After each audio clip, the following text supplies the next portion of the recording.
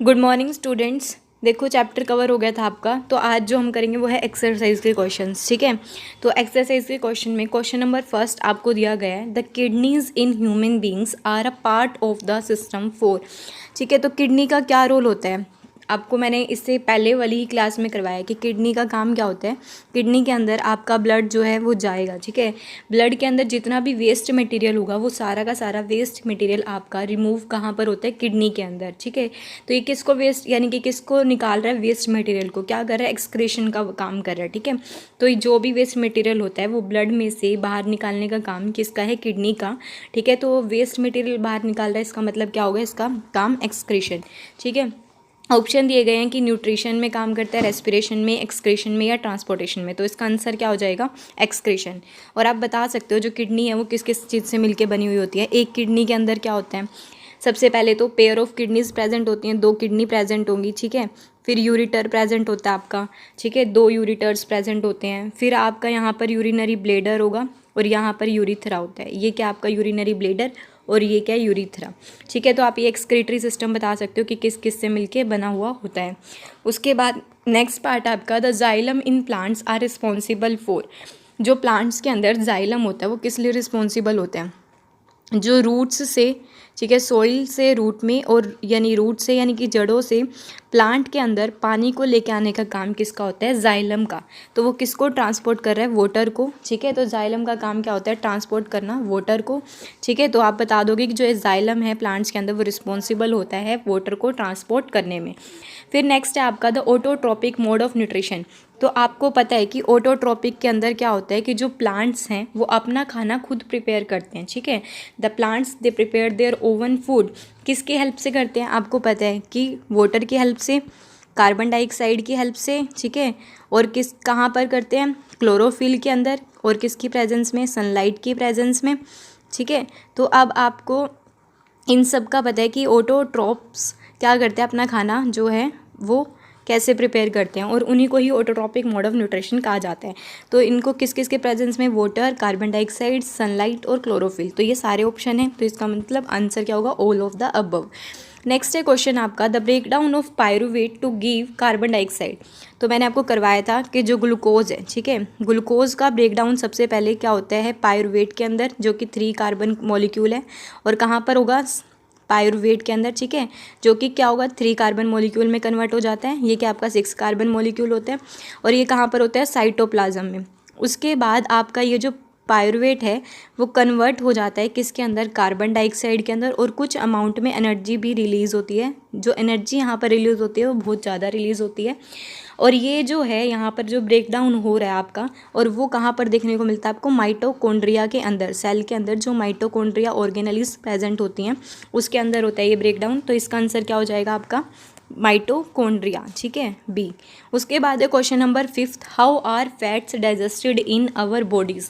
ये बिल्कुल सिंपल है अगर आप समझो तो। देखो, जो आपका फूड है, आपको पता है कि आप जो भी फूड खाते हो वो स्टमक सबसे पहले कहाँ से, आपके माउथ से होता हुआ, ठीक है, आपके माउथ में से जाता है, फिर आपके ओसोफेगस में जाता है सेकंड।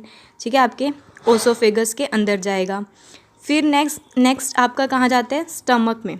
ठीक है, आपके स्टमक में, और स्टमक की इनर लाइनिंग में से आपको पता है कि क्या सिक्रेट होता है, जो स्टमक है आपका पेट है, ठीक है, जो कि जे शेप ऑर्गन होता है, उसके अंदर से क्या, उसकी वॉल में से क्या निकलता है, HCl, एसिड। ठीक है, तो क्या निकलता है, HCl।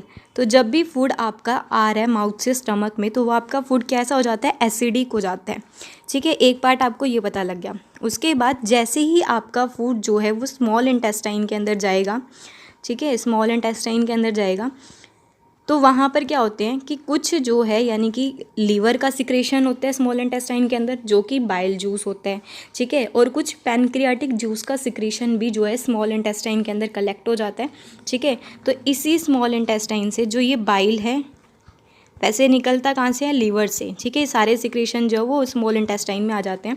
तो अब ये बाइल क्या करता है, सबसे पहले तो आपके फूड को एसिडिक से अल्कलीन बना देता है। ठीक है, क्योंकि बाइल क्या है यहाँ पर, एल्कलीन नेचर का होता है, वो फूड को एल्कलीन बना देते हैं। जब एल्कलीन बना देता है तो इसी यानी कि फिर जो पैनक्रियाज से निकले हुए पैनक्रियाटिक जूस होते हैं वो क्या करते हैं, आपके फूड पर एक्ट करते हैं, ठीक है। तभी वो एक्ट कर सकते हैं जब आपका फूड क्या हो जाता है, एल्कलीन नेचर का हो जाएगा। और जो ये आपका बाइल है वो क्या करता है, आपके फूड के अंदर जितना भी फैट प्रेजेंट है ना, वो उसको कन्वर्ट कर देता है किसके अंदर, यानी कि फ़ैट के बड़े बड़े ग्लोब्यूल्स को कन्वर्ट कर देता है फ़ैट के छोटे छोटे ग्लोब्यूल्स के अंदर, ठीक है। जो आपका बाइल है उसका काम क्या होता है कि वो फ़ैट के बड़े बड़े ग्लोब्यूल्स को कन्वर्ट कर देगा किसके अंदर, फ़ैट के छोटे छोटे ग्लोब्यूल्स के अंदर। फिर जैसे ही बाइल ने आपके फ़ैट को इमल्सीफाई कर दिया, छोटे छोटे ग्लोब्यूल्स में कन्वर्ट कर दिया, तो फिर जो पैनक्रियाटिक एंजाइम है जैसे कि लाइपेज, वो क्या करेगा, इस फैट के ग्लोब्यूल्स को कन्वर्ट कर देता है किसके अंदर, फैटी एसिड के अंदर, ठीक है। इस तरह से आपका फूड जो है वो एब्जॉर्ब होता है और जो सारा का सारा आपके फूड में जो भी प्रोटीन है या फिर जो कार्बोहाइड्रेट है वो सारा कंप्लीट डाइजेशन जो होता है वो आपका स्मॉल इंटेस्टाइन के अंदर होता है, ठीक है। तो फैट आपको पता लग गया कैसे एब्जॉर्ब हो रहा है, कैसे डाइजेस्ट हो रहा है, कि सबसे पहले फैट के जो बड़े बड़े ग्लोब्यूल्स होंगे उसको जो है आपका बाइल जूस छोटे छोटे ग्लोब्यूल्स में कन्वर्ट कर देगा, ठीक है। छोटे छोटे फैट के ग्लोब्यूल्स में कन्वर्ट कर देगा आपका बाइल जूस। फिर उसके बाद जिसकी हेल्प से फिर यहाँ पर पैनक्रियाटिक जूसेस पे काम करेंगे, पैनक्रियाटिक जूस जैसे कि लाइपेज। अब लाइपेज क्या करेगा, इस फैट के छोटे छोटे ग्लोब्यूल्स को कन्वर्ट कर देगा फैटी एसिड के अंदर, ठीक है। समझ आ गया आपको? तो यही आपका पूरा प्रोसेस है कि ऐसे जो आपका फैट जो है वो जो है डाइजेस्ट होते हैं, ठीक है। आपको आई होप क्लियर हो गया होगा। फिर भी मैं एक बार बता देती हूँ आपको पॉइंट टू पॉइंट भी। देखो, सबसे पहले जितना भी आपका कंप्लीट डाइजेशन है, चाहे वो कार्बोहाइड्रेट का हो, फैट का हो या प्रोटीन का हो, वो कहाँ पर होता है, स्मॉल इंटेस्टाइन के अंदर होता है, ठीक है। और स्मॉल इंटेस्टाइन क्या करता है, रिसीव करता है सिक्रीशन को किस किस के, लीवर के, जैसे कि कुछ बाइल जूस, और कुछ पैनक्रियाज के सिक्रीशन को रिसीव करने का काम करता है। जो फूड आपका आता है स्टमक से वो यूजुअली एसिडिक इन नेचर का होता है। मैंने आपको बताया ना कि जो भी आपका फूड जो है स्टमक से आ रहा है वो कैसा होता है, एसिडिक नेचर का होता है, ठीक है। तो इसको अल्कलीन बनाने के लिए पैनक्रियाटिक एंजाइम्स अल्कलीन बनाया जाता है, ठीक है। फिर जैसे ही आपका जो एसिडिक फूड है, ठीक है, आपका जो एसिडिक फूड है जब वो अल्कलीन नेचर का हो जाता है, किसकी वजह से होता है, क्योंकि बाइल जूस अल्कलीन होता है, ठीक है। वो क्या करता है, आपके इस फूड को कैसा बना देता है, अल्कलीन बना देते हैं, जिसकी हेल्प से जो पैनक्रियाटिक एंजाइम्स हैं उसके ऊपर एक्ट कर सकते हैं। फिर ये जो बाइल जूस है वो क्या करता है, जो कहाँ लीवर के अंदर प्रोड्यूस होता है, ठीक है, वो क्या कर देता है, इस प्रोसेस को कंप्लीट करता है। उसके बाद जो आपका फैट है जो कहाँ पर प्रेजेंट होता है, इंटेस्टाइन के अंदर, किसकी फॉर्म में, बड़े बड़े ग्लोब्यूल्स की फॉर्म में, ठीक है, which makes it difficult for enzyme to act on them, जिससे कि इस एंजाइम जो उस पर एक्ट नहीं कर पाते। तो सबसे पहले बाइल का काम क्या होता है, ये फैट के बड़े बड़े ग्लोब्यूल्स को कन्वर्ट कर देता है स्मॉलर ग्लोब्यूल्स के अंदर, सॉरी। उसके बाद जो पैनक्रियाज है वो किस में हेल्प करता है, help in secreting pancreatic juice. फिर उसके बाद कुछ पैनक्रियाटिक जूस जैसे कि लाइपेज निकलेगा आपका, वो लाइपेज क्या कर देगा, आपके उस जो छोटे छोटे फैट के ग्लोब्यूल्स हैं उसको कन्वर्ट कर देता है फैटी एसिड के अंदर, ठीक है। यहाँ पर आएगा emulsified fat and converted them into the fatty acid. तो आपका आई होप समझ आ गया होगा। अब नेक्स्ट क्वेश्चन है आपका, what is the role of, आपका अब सलाइवा का क्या रोल होता है फूड को डाइजेस्ट करने में। बहुत ईजी है, अगर आप समझो तो इसको बहुत ईजी है।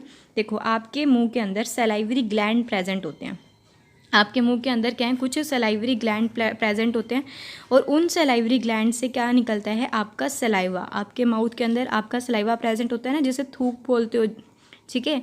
तो आपके सलाइवा में क्या होता है कि आपका सलाइवरी ग्लैंड से सलाइवा निकलता है और उसी में कुछ एंजाइम निकलते हैं, ठीक है। कुछ एंजाइम आपके थूक में से निकलते हैं जिसे कि अमाइलेज कहा जाता है, ठीक है। जो भी आप फूड खा रहे हो उसके अंदर जो कार्बोहाइड्रेट प्रेजेंट है, जो भी फूड के अंदर आपके कार्बोहाइड्रेट प्रेजेंट है, तो ये एंजाइम क्या करेगा, ये अमाइलेज इस कार्बोहाइड्रेट को कन्वर्ट कर देता है किसके अंदर, शुगर के अंदर, ठीक है। कोई भी स्टार्च या कार्बोहाइड्रेट एक ही बात होती है, ठीक है। तो ये स्टार्च और कार्बोहाइड्रेट को कन्वर्ट किसके अंदर कर देगा, शुगर के अंदर, ठीक है। जो भी आपके फूड के अंदर कार्बोहाइड्रेट प्रेजेंट है, ठीक है, आपके फूड के अंदर क्या है, कार्बोहाइड्रेट प्रेजेंट है, तो जो आपके थूक में से जो एंजाइम निकल रहा है जिसका नाम है अमाइलेज, वो क्या कर रहा है, इस कार्बोहाइड्रेट को कन्वर्ट कर देता है शुगर के अंदर, जिसको मेल्टोज बोलेंगे हम, ठीक है। तो आपको ये भी समझ आ गया होगा, अब तो क्लियर हो गया होगा।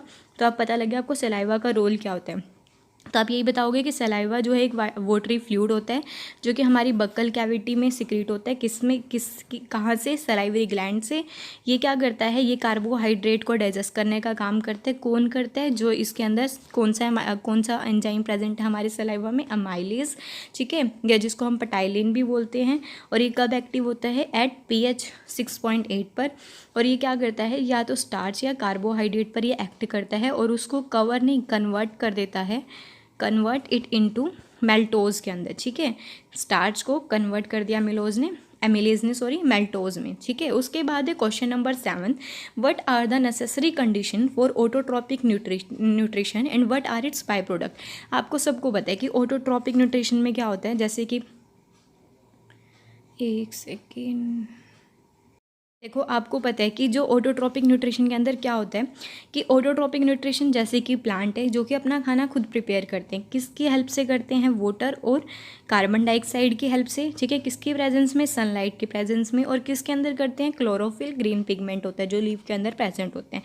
तो ये क्या नेसेसरी कंडीशन होंगी ऑटोट्रॉपिक न्यूट्रिशन के लिए। और उसमें से जो बाय प्रोडक्ट हैं वो कौन से निकलते हैं, ऑक्सीजन और कुछ ATP यानी कि कुछ एनर्जी रिलीज होती है, ठीक है। ऑक्सीजन आपका बाय प्रोडक्ट की तरह निकलता है इस कंडीशन में और केमिकल एनर्जी जो है वो रिलीज होती है। फिर क्वेश्चन नंबर 8 आपको बोला गया है, what are the difference between aerobic and anaerobic respiration. आपको बताना है एरोबिक रेस्पिरेशन और एनएरोबिक रेस्पिरेशन में क्या डिफरेंस है। सबसे पहले जब भी ग्लूकोज है, ठीक है, आपका जो मैंने ग्लूकोज का ब्रेकडाउन वाला क्वेश्चन करवाया था उससे ही ये कंप्लीट हो रहा है। आपका ये ग्लूकोज है, ठीक है, ये समझ लोगे ईजिली, आपका ये डिफरेंस हो जाएगा। जब ग्लूकोज का ब्रेकडाउन जो कि 6 कार्बन मोलिक्यूल है, C6H12O6 होता है ना ग्लूकोज का फॉर्मूला, कि जो ग्लूकोज है इसका ब्रेकडाउन हो रहा है आपके सबसे पहले साइटोप्लाज्म के अंदर, ठीक है। जब साइटोप्लाज्म के अंदर सबसे पहले ब्रेकडाउन होता है और अगर ये in the presence of oxygen में हो, किसकी प्रेजेंस में होगा, अगर ये ऑक्सीजन की प्रेजेंस में होगा तो ये कहाँ पर होता है, आपके सेल के अंदर कुछ माइटोकॉन्ड्रिया, ठीक है, एक ऑर्गेनली प्रेजेंट होती है उसके अंदर होगा, ठीक है। In the presence of oxygen में कहाँ पर होगा, माइटोकॉन्ड्रिया के अंदर। सबसे पहले तो आपका ये ग्लूकोज का ब्रेकडाउन होता है पायरुवेट में, ठीक है, 3 carbon molecule pyruvate, 3 carbon molecule. फिर ये पायरुवेट है, इसका फर्दर ब्रेकडाउन होगा किसके अंदर, माइटोकॉन्ड्रिया के अंदर होता है। और क्या क्या फॉर्म करेगा, इस CO2 को, और कुछ अमाउंट में ये एनर्जी को रिलीज करता है, ठीक है। तो अब ये जो ग्लूकोज का ब्रेकडाउन है वो in the presence of oxygen में हो रहा है, इसको हम ग्लाइकोलिसिस भी बोलते हैं, ठीक है। और इसके अंदर एक ग्लूकोज का ऑक्सीडेशन जो होता है ना वो कितने, यानी कि कितना आपके ATP को प्रोड्यूस करता है, 38 ATPs एनर्जी को। यहाँ पर जो एनर्जी प्रोड्यूस होती है ना वो बहुत ज़्यादा अमाउंट में प्रोड्यूस होती है और इसी प्रोसेस को हम एरोबिक रेस्पिरेशन बोलते हैं, ठीक है। फर्स्टली ग्लूकोज का ब्रेकडाउन जो है वो पायरुवेट में हो रहा है और साइटोप्लाज्म के अंदर होता है, फिर उसके बाद कहाँ पर होता है, माइटोकॉन्ड्रिया के अंदर होता है, ठीक है। और इसी के अंदर क्या होता है, पूरा कंप्लीट ग्लूकोज का ऑक्सीडेशन हो जाता है। एक ग्लूकोज का मॉलिक्यूल टूट के 38 ATPs को फॉर्म कर रहा है, ठीक है। ऐसे आपको कंप्लीट बताना है और इस प्रोसेस को ग्लाइकोलिसिस भी कहा जाता है। अब ये जो अगर आपको समझ आ गया होगा तो आप एरोबिक रेस्पिरेशन के पॉइंट्स राइट कर सकते हो, इसी को ही एरोबिक रेस्पिरेशन कहा जाता है। अब अगर आप बात करोगे एनारोबिक रेस्पिरेशन की, ठीक है, तो एनारोबिक में, एक सेकेंड स्पेलिंग गलत हो गई, आप स्पेलिंग यहाँ से देख सकते हो, ठीक है। एनारोबिक रेस्पिरेशन की अगर आप बात करते हो तो जो ग्लूकोज का सबसे पहले ब्रेकडाउन, एक मिनट, अब हम कलर ही चेंज कर लेते हैं, हाँ थोड़ा सा अच्छा सा लगेगा। हाँ अब देखो, अब यहाँ पर क्या है कि जो एनारोबिक है, एनारोबिक रेस्पिरेशन, अब हम इसके बारे में बात कर रहे हैं। सबसे पहले जो ग्लूकोज है आपका, ग्लूकोज का जो ब्रेकडाउन है, ठीक है, सबसे पहले तो वही सेम रहेगा, ग्लूकोज का ब्रेकडाउन साइटोप्लाज्म में हो रहा है और किसके अंदर होता है, पायरुवेट के अंदर, ठीक है। अब क्या है, अगर in the absence of oxygen में हो तो वो किन केसेस में देखने को मिलेगा आपको, सिंगल सेलुलर ऑर्गेनिज्म के अंदर, जैसे कि ईस्ट के अंदर, ठीक है, तो वो आपको देखने को मिलता है ईस्ट के अंदर। और इस केसेस में ये किस में कन्वर्ट हो जाता है, क्या प्रोडक्ट निकलते हैं, तो मैंने आपको बताया या आपने छोटी क्लासेस में पढ़ा होगा कि ईस्ट के अंदर, ठीक है, ये किस में कन्वर्ट हो जाता है, ग्लूकोज होगा जो किस में कन्वर्ट हो जाता है, कुछ अल्कोहल के अंदर, ठीक है। अल्कोहल में कन्वर्ट करने का काम करता है ना, आपने कभी पढ़ा हो, जिसको फर्मेंटेशन भी बोलते हैं, कि कुछ जो शुगर है या ग्लूकोज है, ठीक है, ईस्ट क्या कर देते हैं, वो कन्वर्ट कर देते हैं अल्कोहल के अंदर। और यहाँ पर क्या है, कुछ कार्बन डाइऑक्साइड भी निकलेगा और यहाँ पर कुछ एनर्जी भी रिलीज़ होगी, पर इस केस में जो एनर्जी रिलीज़ होती है ना वो बहुत कम होती है। सिर्फ आपके एक ग्लूकोज के ब्रेकडाउन से यहाँ पर जो एनर्जी रिलीज़ हो रही है वो कितनी हो रही है, 2 ATP, ओनली 2 ATP, ठीक है, सिर्फ और सिर्फ 2 ATP एनर्जी रिलीज़ हो रही है। और जो आपके ऑक्सीजन के प्रेजेंस में एनर्जी रिलीज़ हो रही थी वो ज़्यादा रिलीज़ हो रही थी, ठीक है, 38 ATP। तो ये याद रखना आप। अब आपके अगर आपने अच्छे से समझ लिया तो आपका ग्लूकोज का डिकम्पोजिशन वाला यानी कि क्वेश्चन भी क्लियर हो गया, और आपका ये डिफरेंस भी आप अच्छे से राइट कर सकते हो। अब देखो, मैंने आपको बताया एरोबिक रेस्पिरेशन किसकी हेल्प से होता है, ऑक्सीजन के प्रेजेंस में, और anaerobic in the absence of oxygen. और ये यहाँ पर कौन कौन से प्रोडक्ट निकलते हैं, कार्बन डाइऑक्साइड, वाटर और कुछ एनर्जी लिंक रिलीज़ होगी। और इस एनारोबिक में क्योंकि जो ईस्ट के अंदर होता है, ईस्ट के अंदर होगा, यानी कि कुछ यूनिसेलुलर ऑर्गेनिज्म के अंदर होता है एनारोबिक रेस्पिरेशन, उसके अंदर क्या निकलता है, कुछ इथाइल अल्कोहल में कन्वर्ट कर देते हैं, कार्बन डाइऑक्साइड रिलीज़ होगा और लिटिल अमाउंट में एनर्जी रिलीज़ होगी। कितनी होती है, एक ग्लूकोज के ब्रेकडाउन से 2 ATPs, ठीक है। अब आगे आप ये राइट भी करोगे डिफरेंस में। फिर उसके बाद एरोबिक रेस्पिरेशन के अंदर ग्लाइकोलिसिस होते हैं। सबसे पहले ग्लूकोज का ब्रेकडाउन साइटोप्लाज्म में होगा, फिर माइटोकॉन्ड्रिया में होता है, ठीक है। और एनारोबिक का सबसे पहले क्या होगा, फर्स्ट स्टेप तो वही साइटोप्लाज्म के अंदर होगा, फिर दूसरा, सॉरी यहाँ माइटोकॉन्ड्रिया नहीं आएगा, इसका दूसरा स्टेप जो होता है वो ईस्ट के अंदर होता है, ठीक है, टेक प्लेस इन ईस्ट। ये आप ठीक कर लेना, टाइपिंग में मिस्टेक हो गई मुझसे। तो ईस्ट का जो दूसरा स्टेप होगा वो कहाँ पर होता है, ईस्ट के अंदर होता है। उसके बाद क्या है, जो एरोबिक रेस्पिरेशन है वो किसके अंदर देखने को मिलती है, हायर ऑर्गेनिज्म, जैसे कि हम ह्यूमन बींग्स के अंदर जितने भी एनिमल्स होते हैं वो रेस्पायर करते हैं एरोबिक रेस्पिरेशन से। और जो एनारोबिक रेस्पिरेशन है वो लोअर ऑर्गेनिज्म में देखने को मिलती है, जैसे कि ईस्ट या कुछ स्पीसीज़ हैं बैक्टीरिया और पैरासाइट की, जैसे कि टेप वोम, ठीक है। उसके बाद नेक्स्ट है आपका कि इसके अंदर यानी कि एरोबिक रेस्पिरेशन में कितनी एनर्जी रिलीज़ हो रही है, एक ग्लूकोज के मॉलिक्यूल से 38 ATP एनर्जी रिलीज़ होती है। इसके अंदर एक मॉलिक्यूल ग्लूकोज का ब्रेकडाउन होकर कितनी एनर्जी रिलीज़ कर रहा है, 2 ATPs, ठीक है। उसके बाद है क्वेश्चन नंबर 9th में आपको बोला गया है, how are the alveoli design to maximise the change of gases, exchange of gases. मैंने आपको ना करवाया था रेस्पिरेशन वाला, ठीक है, अगर आपने अच्छे से किया हो, अगर नहीं भी किया हो ना तो अगर आप अब भी आप सुन लोगे ना तो आपको क्लियर हो जाएगा। सबसे पहले आपकी क्या है, लंग्स प्रेजेंट होते हैं, आपको पता है ना लंग्स प्रेजेंट होते हैं आपकी बॉडी में। देखो डायग्राम तो ऐसे ही बनेगा मेरे से, लेकिन फिर भी मैं समझा दूँगी आपको। ये यहाँ पर क्या है कि लंग्स प्रेजेंट होते हैं आपकी बॉडी के अंदर, ठीक है।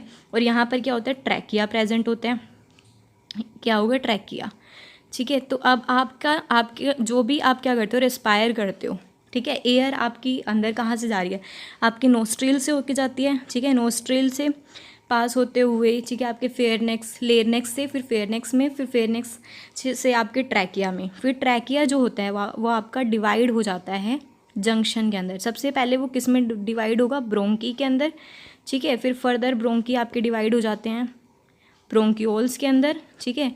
और फिर जो ब्रोंकियोल्स को आप देखोगे तो वो डिवाइड हो जाते हैं एल्वियोली के अंदर, और एल्वियोली की स्ट्रक्चर आपको कुछ ऐसे देखने को मिलेगी, ठीक है। आपको ये सब देखने को मिलेगा। सबसे पहले जो भी आपकी एयर यानी कि आप रेस्पायर करते हो तो आपके अंदर जो एयर जाती है वो कहाँ से, नोस्ट्रिल से होती हुई लेयरनेक्स से होती हुई फेयरनेक्स, फिर फेयरनेक्स से ट्रैकिया के अंदर, और ट्रैकिया आपका फर्दर डिवाइड हो जाता है 2 जंक्शन के अंदर।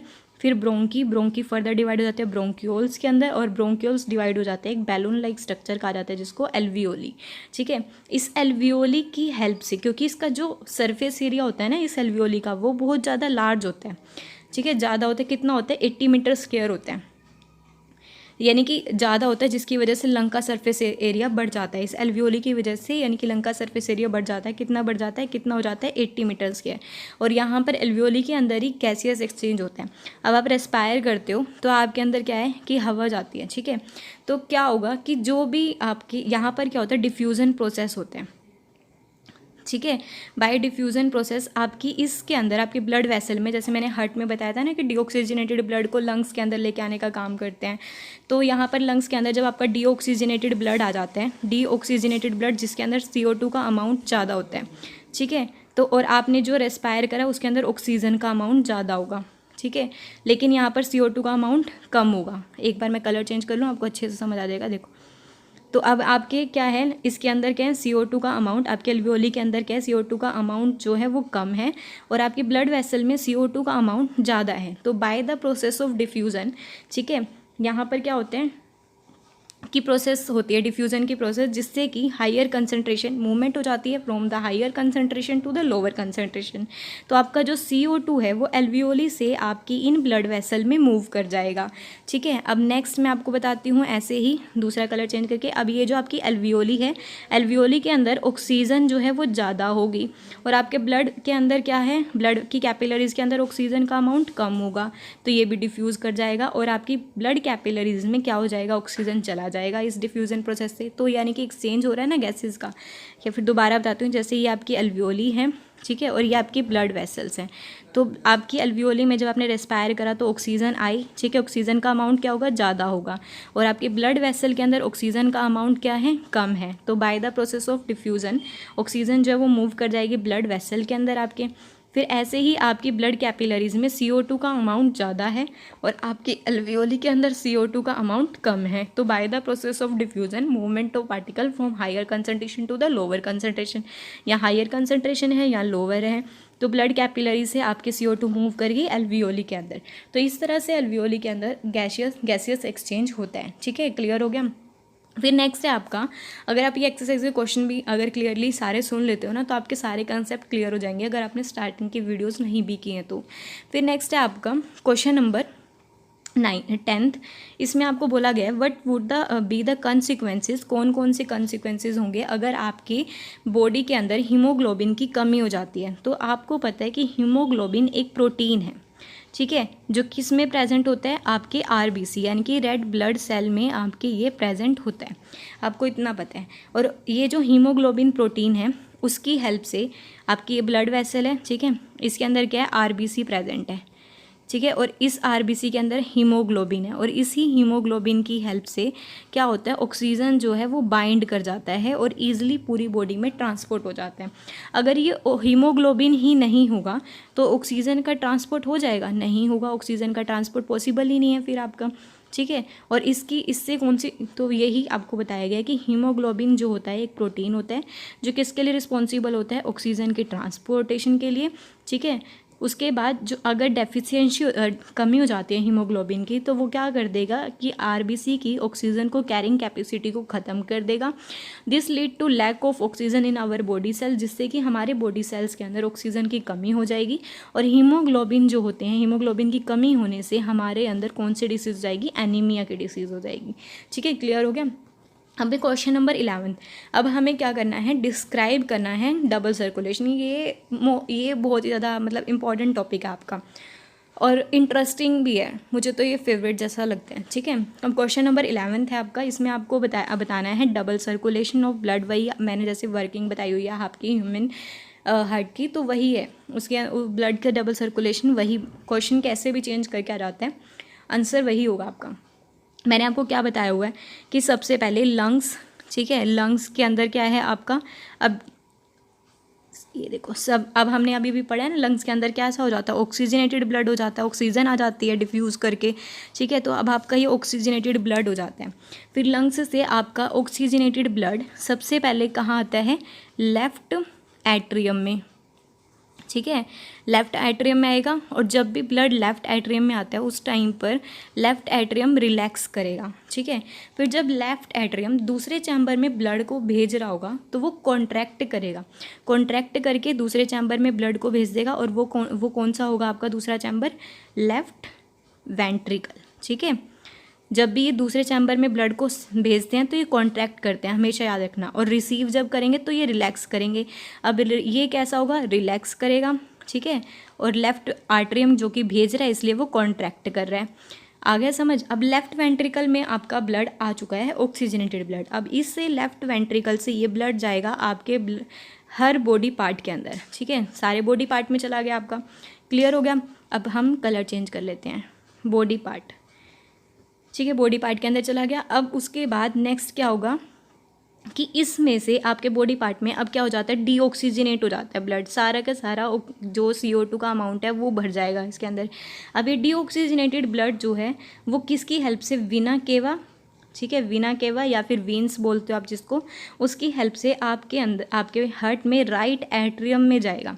और जब ये राइट एट्रियम में जाएगा तो आपको पता है ये रिलैक्स होकर ब्लड को लेगा, और जब राइट एट्रियम से दूसरे चैम्बर में जाएगा, राइट वेंट्रिकल में जाएगा, तो राइट वेंट्रिकल क्या करेगा, रिलैक्स होकर लेगा, लेकिन राइट एट्रियम जो कि भेज रहा है तो वो कॉन्ट्रैक्ट करेगा। फिर इस राइट वेंट्रिकल से ब्लड जो है आपका अगेन जो है वो लंग्स के अंदर चला जाएगा, कौन सा, डीऑक्सीजनेटेड, फिर से लंग्स के अंदर ये ऑक्सीजनेटेड होगा, ठीक है, और फिर से ये प्रोसेस चलती रहेगी। क्लियर हो गया। सबसे पहले आपके लंग्स के अंदर जो ऑक्सीजनेटेड ब्लड है वो किस में जा रहा है, लेफ्ट एट्रियम में जा रहा है, इसमें भी हम कलर ही चेंज कर लेते हैं, ठीक है। तो ये सबसे पहले कहाँ जा रहा है, लेफ्ट एट्रियम में जा रहा है। लेफ्ट एट्रियम जब ब्लड को ले रहा है तो वो रिलैक्स करेगा, फिर जब दूसरे चैम्बर में भेज रहा है तो कॉन्ट्रैक्ट करेगा, फिर ये फर्दर किस में भेज देता है, लेफ्ट वेंट्रिकल में। फिर लेफ्ट वेंट्रिकल से ब्लड कहाँ जा रहा है आपका, आपके बॉडी के डिफरेंट पार्ट्स में, फिर बॉडी से कहाँ जाएगा, आपके किसकी हेल्प से, वेना केवा या वीन की हेल्प से जाता है आपके राइट एट्रियम के अंदर, ठीक है, राइट एट्रियम के अंदर।